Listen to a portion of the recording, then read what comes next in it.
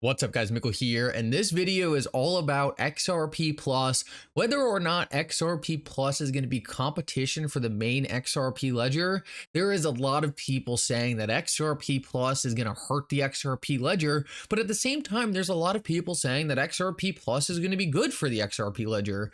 In this video, I'm going to break down my thoughts all around this. I'm going to let you guys know everything you need to know about what is up with this XRP Plus thing. How is it going to impact XRP and XRP holders going forward? Make sure to stick around for this whole thing. It is going to give you a good understanding about everything happening right now. Like always, your support means so much to this channel. If you enjoy these videos, make sure to take a quick second to like this video and subscribe to my channel. It's really going to help me out so much. Also, if you're in a good place to buy some XRP or the Flare token, make sure to check out my favorite exchange upload down in the description of this video. With that said, though, let's jump right into it, and I hope you guys enjoy the content. So I want to start this video off with just a couple quick updates on things that are right around the corner, some things that you're going to want to keep your eyes on. And if you thought it's been a while since we actually got Gary Gensler in front of Congress, well, look no further than this month. On September 12th and September 27th, Gary Gensler will be in front of Congress testifying. Now, whether or not we're going to get anything important from these discussions, I highly doubt it. I don't give Gary Gensler credit for anything, but if there is one thing he is good at, it is dodging questions and making sure he doesn't actually give out any information during these hearings. I have a feeling these are going to be the same exact things. He's going to get up there, recite the same talking points. If he gets pinned down on something, he's just going to stop answering questions. That's always what he does. Either way, though, there is, I guess, a slight possibility we do get something interesting from these. And regardless, I'm going to be watching, see if they can actually drag something out of him. For the most part, most of these, like I said, turn into nothing, but it's still interesting to keep our eye on. Maybe for once, I'll actually ask him a hard question and get some interesting information out of him.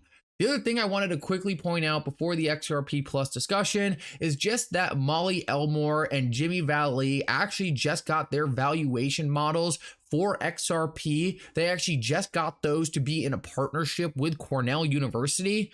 I thought this was really exciting because so many people gave these people crap about how they shouldn't be speculating on the price of XRP. They shouldn't be creating these valuation models, but they just landed a really cool partnership with Cornell on those exact valuation models. I just wanted to point this out. They got a lot of crap for kind of doing their own thing here and creating these models, but overall, this is a really positive development because it gets a whole new group of very smart people involved in looking at the XRP ledger. So a lot of people were saying forever that nothing good was going to come out of these valuation models. I would say this right here justifies all the work they did because they're getting their valuation models in front of a very, very smart group of people. Overall, I just wanted to give them a congrats for this. This is really exciting. I think they kind of deserve something like this. I never thought it was justified at all, the hate they were getting. I never actually involved myself with any of it just because of how much hate they were getting, but I think it's really cool that they actually did land this, and it shows that there is a lot of good that can come out of these valuation models other than just speculating on price. So congrats to them. I thought this was really cool, and I think they honestly deserve it for all the work they did and all the hate they received for it. So now I want to move on and really focus the rest of this video on XRP Plus. I think it's kind of the most important and most interesting thing happening in our community right now, and this is going to be from my own personal views of what I see going on with this, because you will get a different answer no matter who you talk to, whether you talk to a developer, whether you talk to another speculator. Every single person will give you a different view on what XRP Plus really is, but I'm going to give you my view because I have been talking to all these people and I think I have a good idea kind of what the consensus is. So what XRP Plus is. XRP Plus is a sidechain to the XRP Ledger that is really focused on adding features that the main XRP Ledger can't. So why can't the main XRP Ledger add these features that the XRP Plus chain can? Well, the reason for that is because the XRPL is made to be lean, efficient, and fast. The more features you add to a main chain, the bigger problems you have with scalability. We know right now the XRP Ledger's niche is being fast and efficient. So if we just started adding a bunch of new features to the main chain, we could end up in a situation where the main chain is no longer good at what it was initially designed for. That's what happened to Ethereum. Ethereum jams so much different features inside the main chain that it hardly works good for anything, even though it can do a lot of different things. We don't want that happening to the XRP Ledger, so a common thought is, well, how do you get these features to the XRP Ledger ecosystem if you don't want to bog down the main chain? Well, the way you do that is rather than scaling vertically and adding a bunch of new layers on top of the main chain, what you do is scale horizontally and keep adding these side chains that have a relationship to the XRP ledger, have the features you would want on the XRP ledger without actually being directly on top of it. So that's what this XRP Plus chain is. Now, the reason why I believe it's getting a lot of hate from the XRP community is because of the bridging mechanism over to it. What I really wanted to see with these sidechains was that they didn't have a native token and it was just XRP that flowed between all these different sidechains. In my eyes, this would be the perfect design because then you get XRP's value actually supporting all these different sidechains, but on each sidechain you get different features. And you could think of anything on these different sidechains. You could have different banks setting up sidechains. You could have an EVM smart contract sidechain. In this case, we're just talking about the XRP Plus sidechain, which is hooks. It's like a very basic version of smart contracts that one day actually could get ported over to the main ledger, but we'll save that for a little later in the video.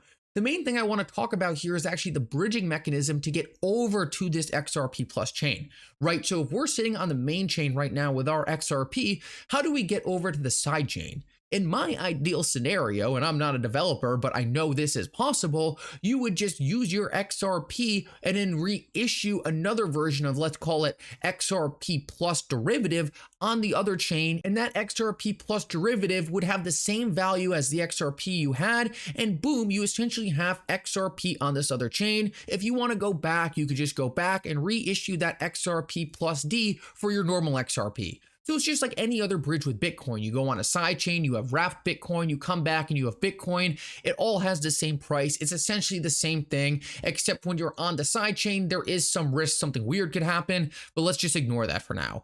What is happening with this XRP Plus chain right now is you actually have to burn your XRP and then reissue your new XRP Plus that has a completely different price. It's a completely different asset on this side chain, and there's no way to go back. Once you have XRP Plus on the side chain, you can't get back to the main chain unless you go through a centralized exchange. So what is the real issue here? Well, this XRP Plus side chain is a lot less of a side chain and more of a completely separate chain. And that's just because it's not really a seamless bridge and it doesn't as much build off the main XRP ledger as it is its own completely separate chain with a one-way street to the side chain. And I think that's the biggest deal of the XRP community right now.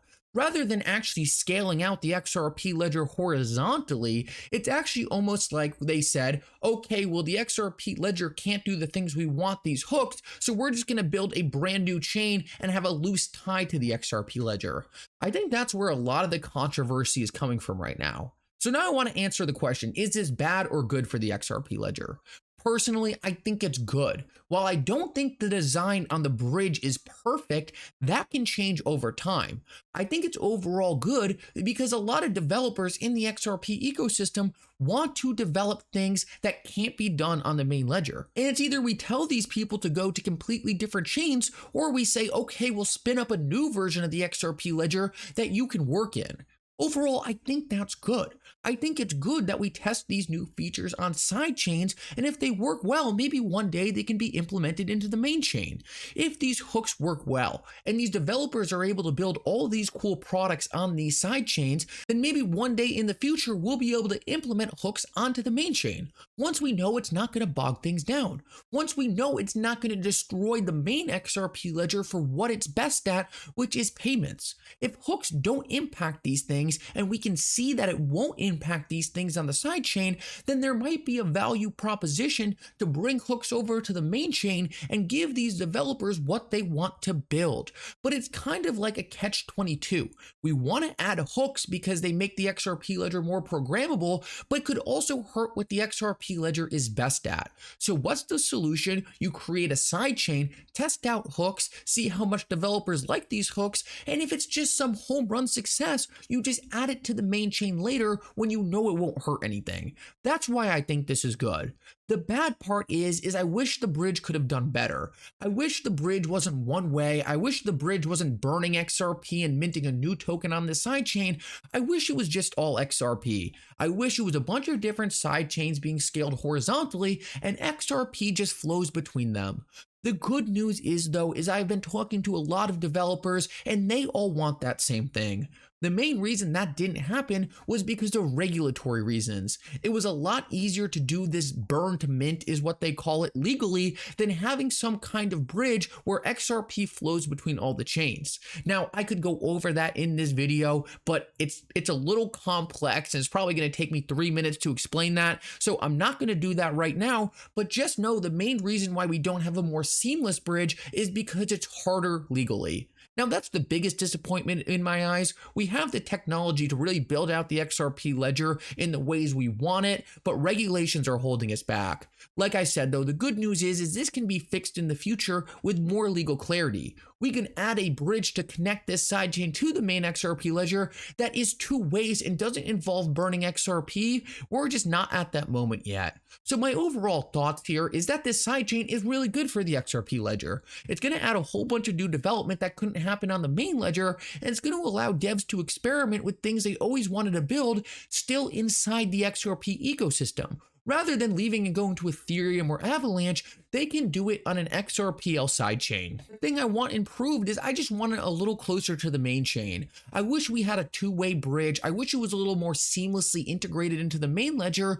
Right now, it's just a little bumpy and it's more of a separate chain in the XRPL ecosystem. But like I said, all this can be changed with time. This XRP Plus chain hasn't even launched yet. There are so many ways we can reincorporate it to make it closer to the XRP ledger as regulations get hashed out. So overall, will I be buying XRP Plus? I'll probably throw like $300 in it or something like that, some small tiny investment. But overall, this really isn't a network you should be speculating on. It's really for developers to experiment and build on and test out products they always wanted to build on the main chain. But overall, the token's just used for gas. It's just used for facilitating transactions. It's not being positioned like XRP as pristine liquidity for the largest institutions in the world. So my ending point is that what XRP Plus is completely different than XRP. It has a completely different use case. It's for builders building applications that can't be built on the main chain. But it's not being positioned as Ripple is positioning XRP as pristine liquidity for a new financial system. It's 2 completely different things. They are on 2 completely different scales.